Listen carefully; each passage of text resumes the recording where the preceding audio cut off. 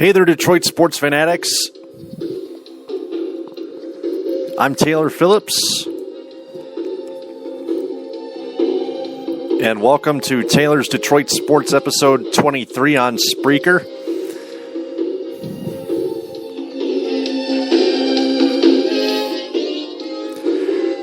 Tonight on this episode, we're going to talk Tigers, Lions, Red Wings, Pistons, and Michigan Wolverines.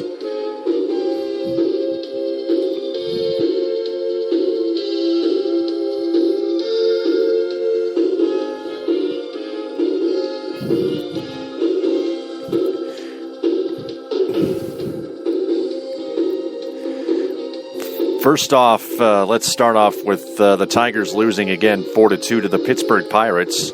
Robbie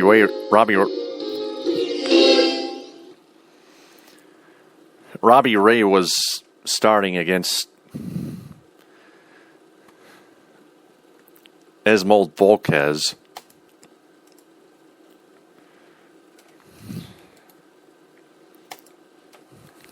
I know I have an extraordinary memory, but it's been off lately. It's been off the past few years.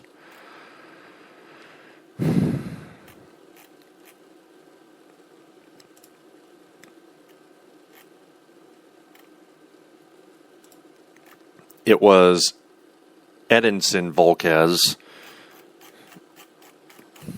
I stand corrected.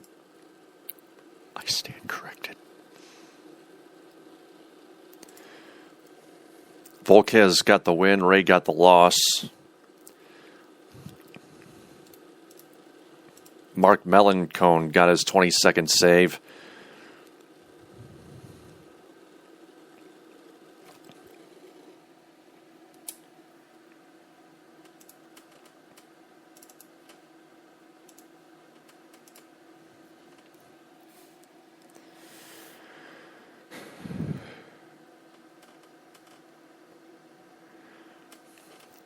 Tigers opened the scoring in the first inning with an Ian Kinsler single, scoring Ezekiel Carrera.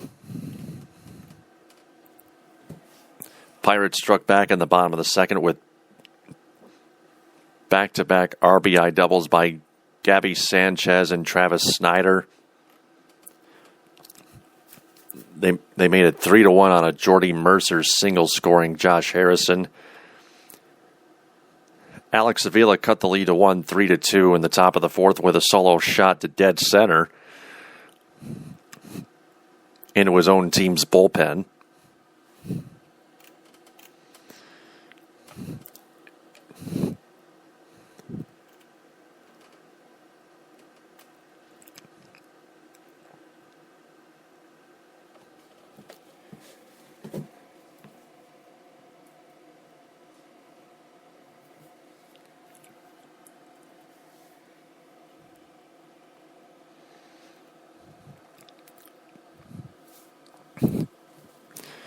But in the bottom of the sixth, Ike Davis doubled Starling Marte home off of Al Albuquerque, and that run was charged to Robbie Ray, I think. Yeah.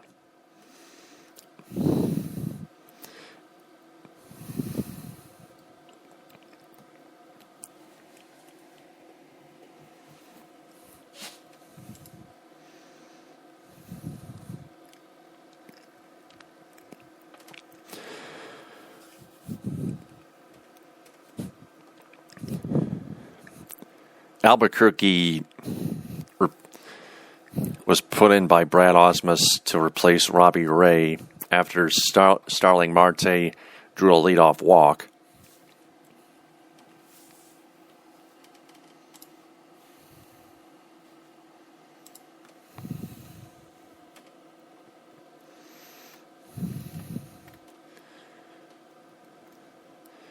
But that's how the game ended up.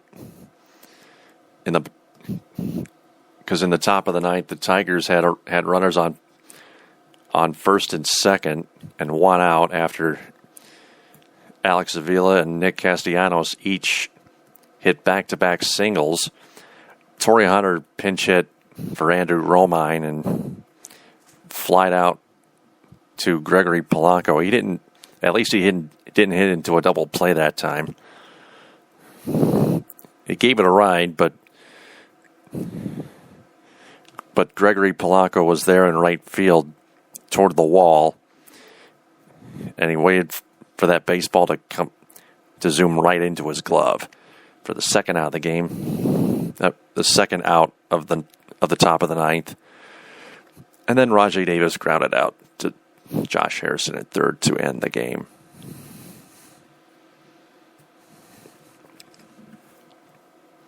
There was a little more effort put into it, but not enough.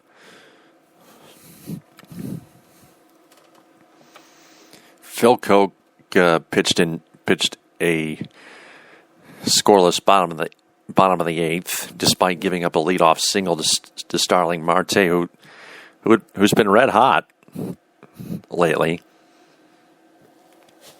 admittedly. Ike Davis, he got Ike Davis to ground into a double play, and then Koch fanned Travis Snyder to end the eighth.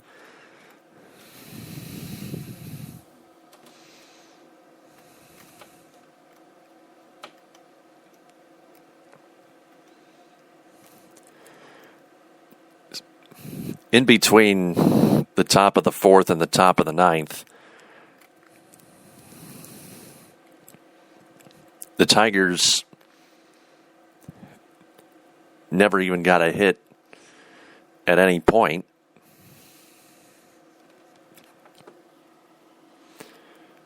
That's just the most pathetic offense a team can ever have, even if they're a contending team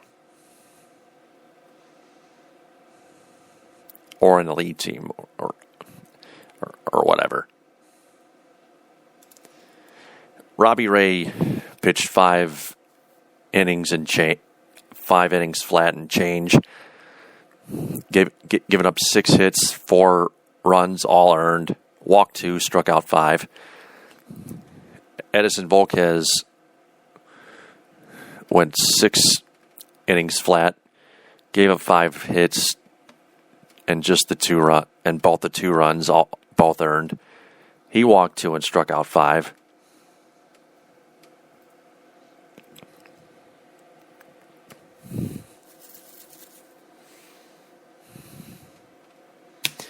Robbie Ray's ERA is 5.31 in the majors.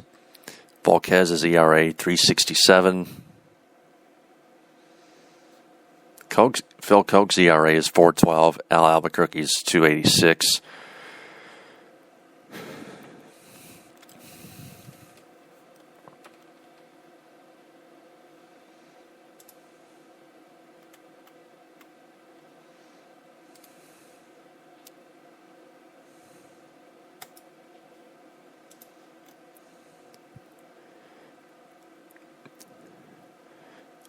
Alex Avila went 2 for 4 with a home run and a single, and now he's up to 224 overall this season. Okay, that's a little bit of an improvement. That's the bright side. That was the bright side offensively and overall for the Tigers.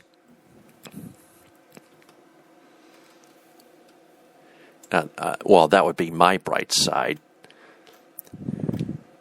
For the Pirates, in the standings, they are a game and a half behind the Milwaukee Brewers in the Central Division, whereas the Tigers still trail the Royals by a half game after the Athletics beat KC 11-3.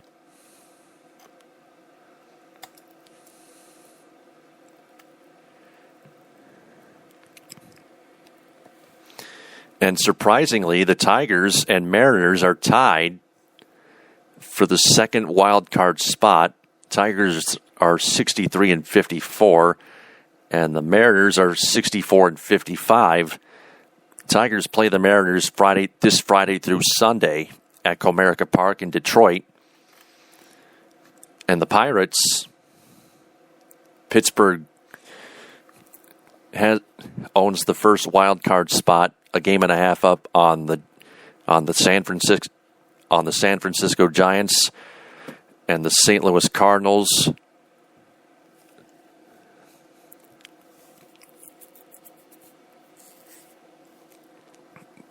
Pirates are 64-55, and both the Giants and Cards are 62-56.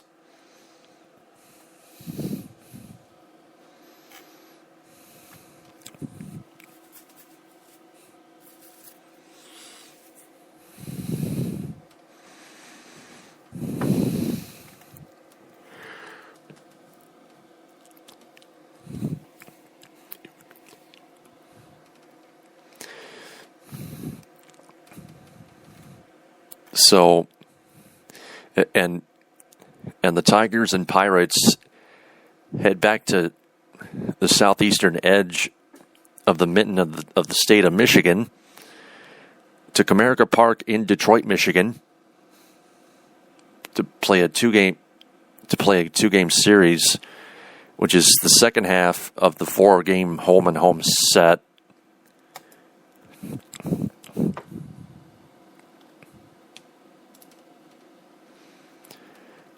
Buck Farmer will make his major league debut and start for the Tigers at 7:08 tomorrow night.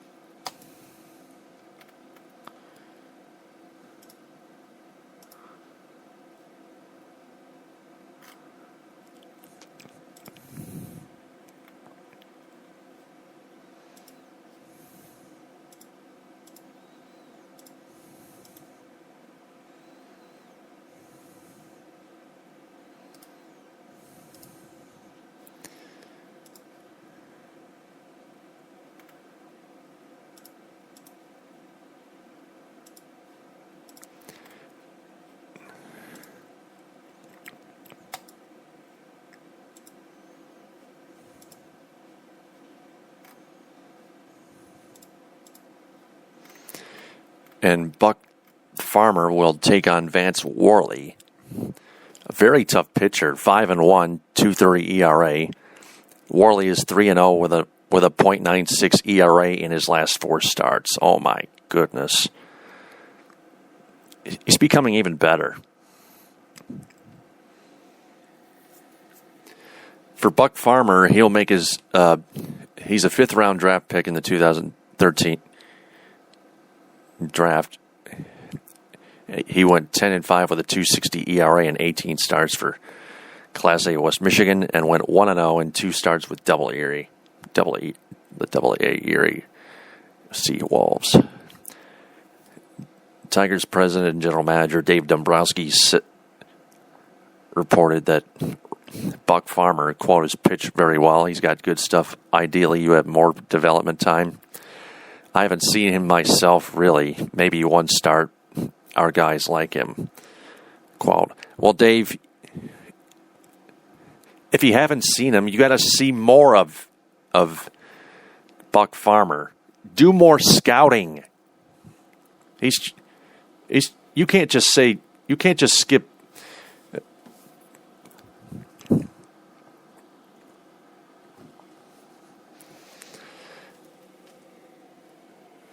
can't just see one of his starts. You can't just see You can't see just one of his starts and skip the rest and say he's pitched very well.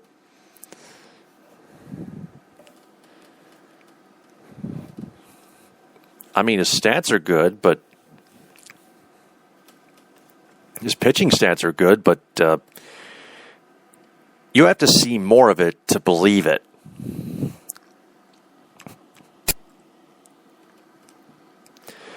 I'm going to pick Pirates 3, Tigers 1 in Game 3 of the four-game Game 3 of the 4-game home and home set. Game 3 of the 4-game home and home set. The Tigers' offense is disastrously slumping, and they're really going to run. They're simply going to run into Vance Worley's brick wall.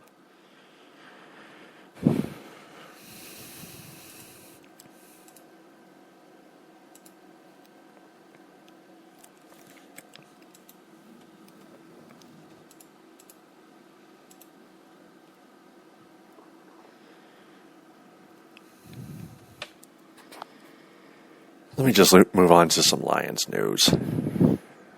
I'm tired of talking Tigers for the rest of the night.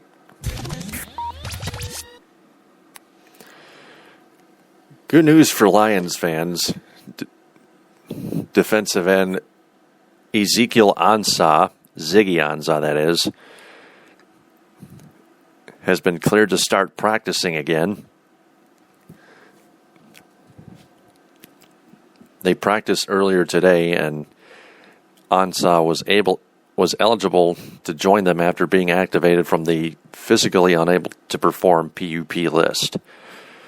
Ansah was placed on the list as he continued his recovery from off-season surgery to correct a shoulder problem that Ansah was dealing with before joining the Lions.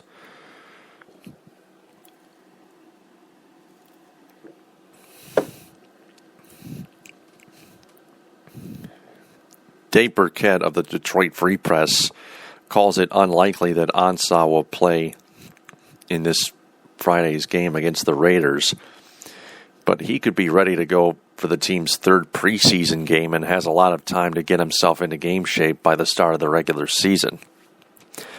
Ansah had 8 sacks and 2 forced fumbles during his rookie season, and the Lions will be looking for even more from him as they try to get back on track after the sluggish end to their regular season in 2013. See, that's one of the good breaks that the Detroit Lions need right there. They need Ziggy Ansah back, and they need him to step up once again.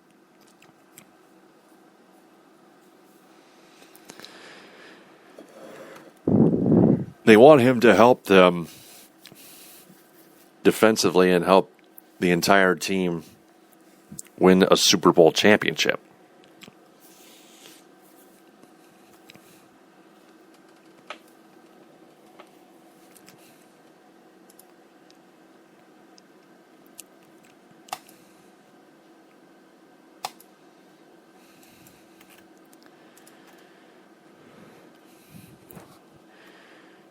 Moving on to some Michigan football news.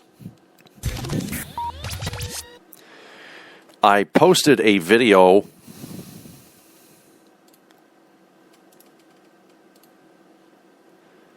on Facebook and Twitter, a surveillance video that is, showing suspended Michigan wide receiver Csont'e York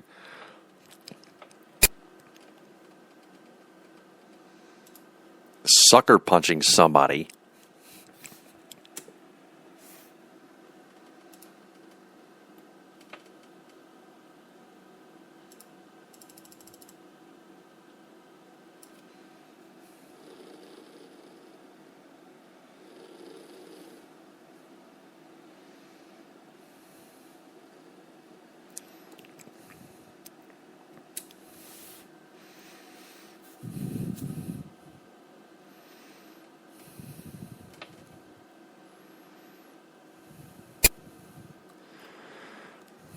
Suspended Mark Snyder of the Detroit Free Press of Detroit Free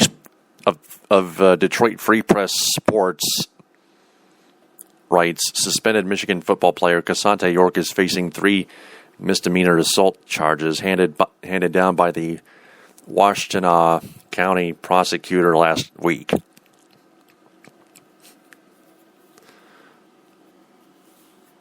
On Tuesday, Ann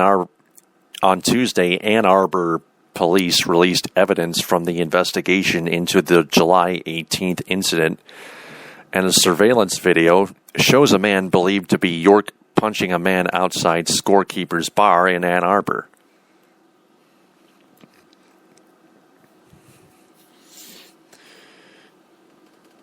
In a 28-page investigation released after a public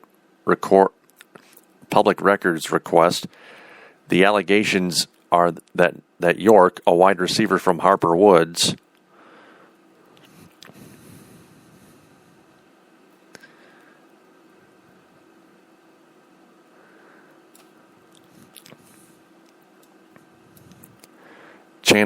Harper Woods Chandler Park Academy punched John Lavoie Mayer in the face after an argument, breaking his jaw and sending him to the hospital for eventual surgery. The proverbial sucker punch occurred exactly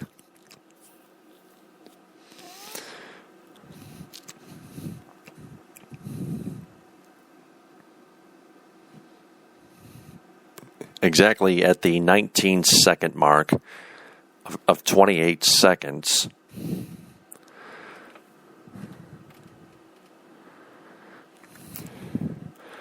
York told the police that night under questioning, quote, "I got nerves about the situation, so I hit the guy," according to the report. York said he hit the man with a closed right-hand fist and fled the scene. He also faces a charge for pushing another man, Gabriel Pagliano, who was with Lavoie Mayer. Paramedics on the scene pointed out that Lavoie Mayer had a tooth missing, and they were concerned about his airway. And the attending doctor at U of M Hospital described Lavoie Mayer also as having a possible concussion. When officers arrived on the scene, Lavoie Mayer had regained consciousness, but there was blood around him on the ground and he had vomited. A witness who called 911 requesting the ambulance described bleeding profusely.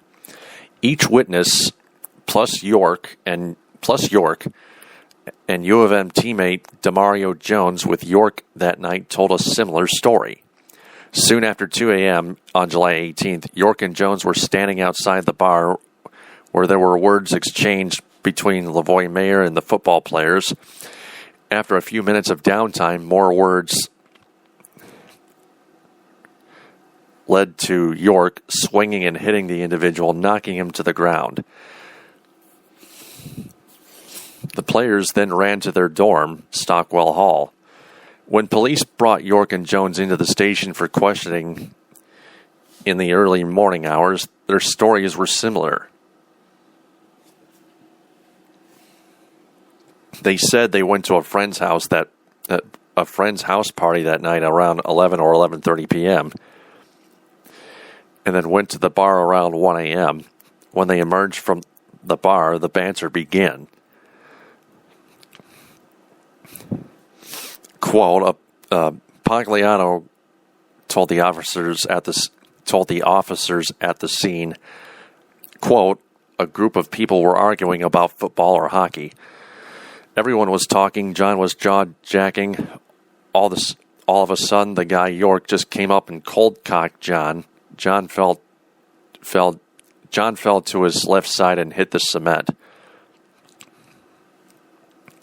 Double ouch. York's initial statement later that night was similar after walking out of the bar. He said, quote, a group of dudes walked by and bumped me.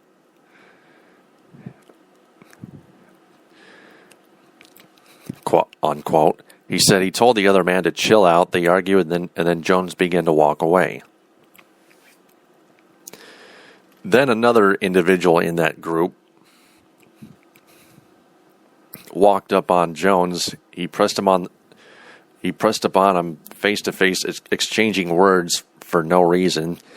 Then a forearm bumped Jones, so York hit the man, he said. Jones told the police that night, "I think he did it because he really thought this guy was going to hit me because he was stepping toward me, yelling in the face." Jones said, We ran away because we were scared. I think these guys were trying to antagonize us because we were athletes and they knew we could not do anything. Jones told the officers he was not assaulted and did not assault anyone. Jones was not charged in the incident.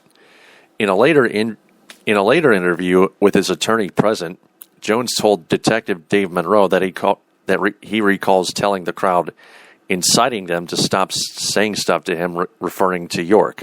He told Monroe that York acts crazy but would not elaborate.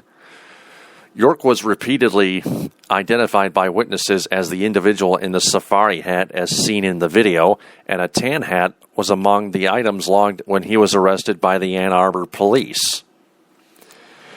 York, at age 20, said he only had little to drink and his blood alcohol content, taken 2 hours after the alleged incident at 4:20 a.m., was 0.57, below the legal driving threshold of 0.8. York was indefinitely suspended by U of M coach Brady Hoke on August 3rd when other players reported for training camp. Hoke on Tuesday said, quote, "There's no question we're going to go through the process. He is a guy that has been a part of this team and we're going to go through the process. His status hasn't changed," unquote. York faces arraignment and a pre-trial hearing on the three charges, one of aggravated assault and one of assault battery against Lavoie Mayer and one of assault battery against Pagliano on August 22nd and at 15th on August 22nd at 15th District Court in Ann Arbor. The initial recommendation from Monroe was based on the unexpected blindside strike to the left side of Lavoie Mayer's head. "I am requesting the case be reviewed regarding a charge of assault with intent to do great bodily harm, less than murder and aggravated assault regarding that specific event and two separate assault and battery charges, assault and battery charges for the assault against Lavoie Mayer and Pagliano during the initial confrontation."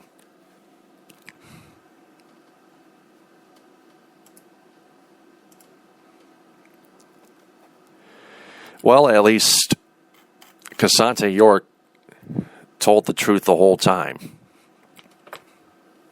Even if he fled, which was wrong. Okay, enough drama. Let's go Red Wings. The Red Wings look to defend their crown at the 2014 NHL Prospects Tournament, written by Kyle Kujawa, Detroit Red Wings public relations coordinator.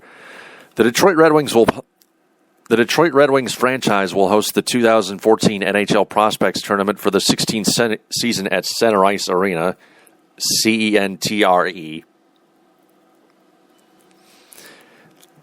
in Traverse City, Michigan, running from Friday, September 12th to Tuesday, September 16th. The eight-team tournament will include the Red Wings, Buffalo Sabres, Carolina Hurricanes, Columbus Blue Jackets, Dallas Stars, Minnesota Wild, New York Rangers, and St. Louis Blues. Tickets for the tournament are still available for $10 plus $10 per day, which covers four games exclusively at Center Ice Arena. For more information on tickets, visit www.centerice.org. That's www.centreice.org. Over the tournament,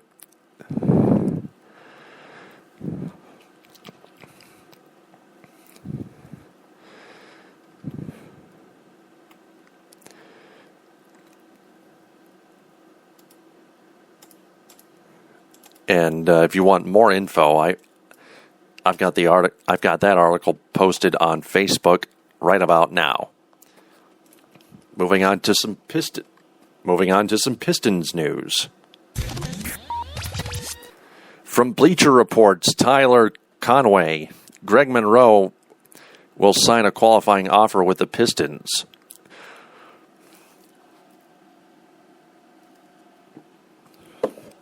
Stan Van Gundy's first big personnel move as Detroit Pistons head coach and president of basketball operations had long been expected to be deciding upon Greg Monroe's future with the franchise. Well, Monroe is reportedly taking the decision out of Van Gundy's hands. The restricted free agent center informed the Pistons Tuesday that he will accept their one-year $5.479 million qualifying offer rather than accept a long-term deal, per Jeff Zilgett of USA Today. Monroe has played his first 4 seasons with the Pistons after being taken number 7 overall in 2010. His decision comes after more than a month of negotiations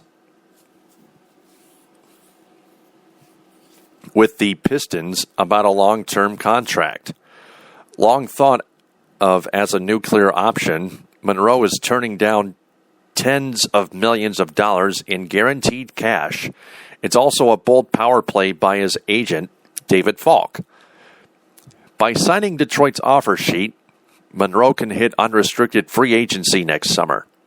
He will also have the power to veto any potential trade during the 2014-2015 season. The Pistons recently presented Monroe with an offer, quote, an offer that's slightly better on a per-year basis than the 4-year, $54 million deal that Josh Smith signed last summer, unquote, per Vince Ellis of the Detroit Free Press. Their previous offer was reportedly for 5 years and $60 million through Monroe, though Monroe publicly denied those terms were correct. Members of the Pistons organization have mostly been supportive, albeit couching their comments with disappointment that Monroe has not signed a new deal. Pistons owner Tom Gores told Ellis, quote, "Of course we would like him to do that, but the fact is Greg has to decide what's exactly right for him, and he has great people representing him. We'd like Greg to get on board, but he's got time to think about it, and we should give him that time." Unquote. There was a perception around the league that the Pistons poisoned Monroe's well a bit. Fear that the team would match any offer sheet up to and including the max left potential suitors wary of mucking up their cap sheets with an onerous cap hold. Monroe instead found himself in a situation similar to Phoenix Suns guard Eric Bledsoe, who remains without a contract. Whether Monroe is making the prudent decision to leave an 8-figure payday on the table is up for interpretation.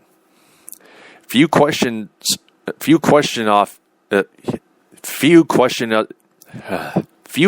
his offensive skill set. He's a beast on the low block, equipped with brilliant footwork and a series of fakes and counter fakes that allow him to generate good looks near the rim. His polish was his calling card when he came into the league, and Monroe is slowly developing a mid-range game. Stan Van Gundy told reporters at his introductory press conference, "I value Greg Monroe highly. I think he's one of the elite big men in the league. I think he's got a very high skill level. He can pass the ball, he can score in the low post, and I want them to know that and that I value him highly." Unquote. Monroe's per-game stats have stagnated over the last 3 seasons, but that's not entirely his fault. Detroit's spacing was brutal for most of last season, with the coaching staff attempting wizardry in making a front court of Monroe, Andre Drummond, and Josh Smith work. None of those three can shoot reliably, and Monroe would likely benefit from an offense where he's the featured post player.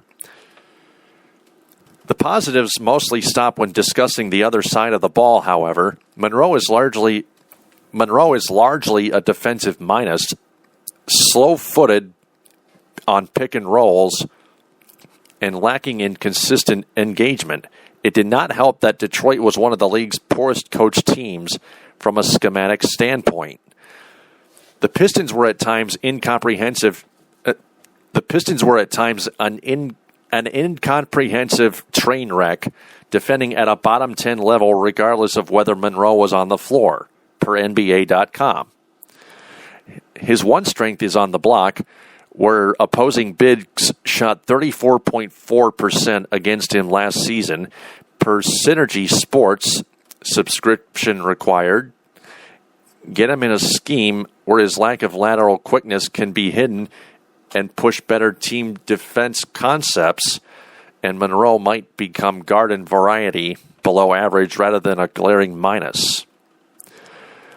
The Monroe-Drummond front court is promising. The Monroe-Drummond front court is promising and far more age-palatable than Drummond and Smith. But with the former Georgetown star taking his future into his own hands, it seems the Pistons overplayed their hand. Even if Van Gundy fixes the foibles, Foibles, in Monroe's game, it's looking more likely that Monroe will jet for greener pastures next summer, or at least adequately compensated ones.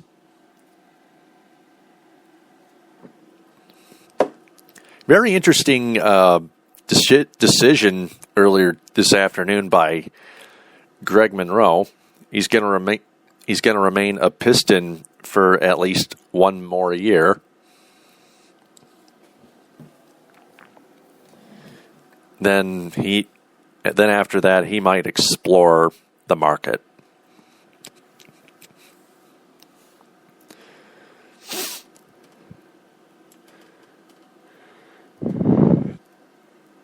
And I like all the positives that Stan Van Gundy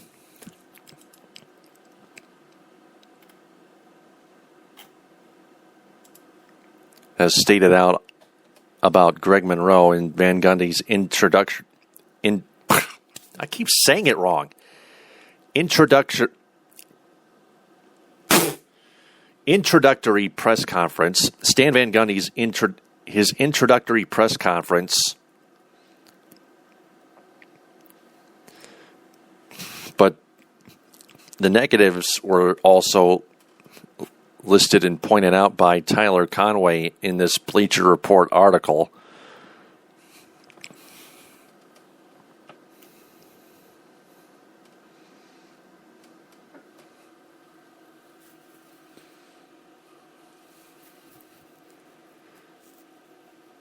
And he also stated ideas on how to fix those problems that Monroe had been having in the past.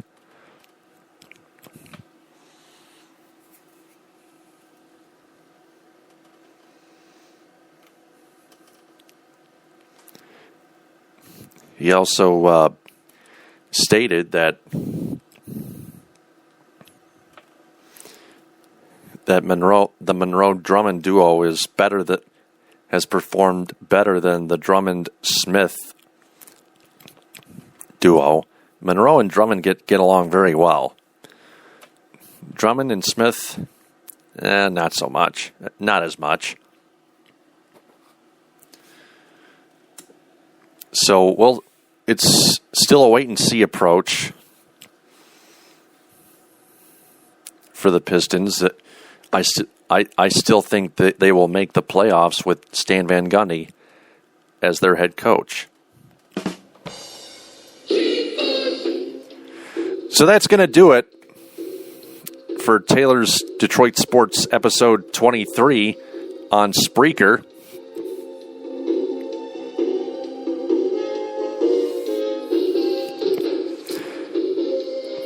I will speak again on episode 24 of Taylor's Detroit Sports on Spreaker after game one of the second two-game series at Comerica Park of the four-game home-and-home set.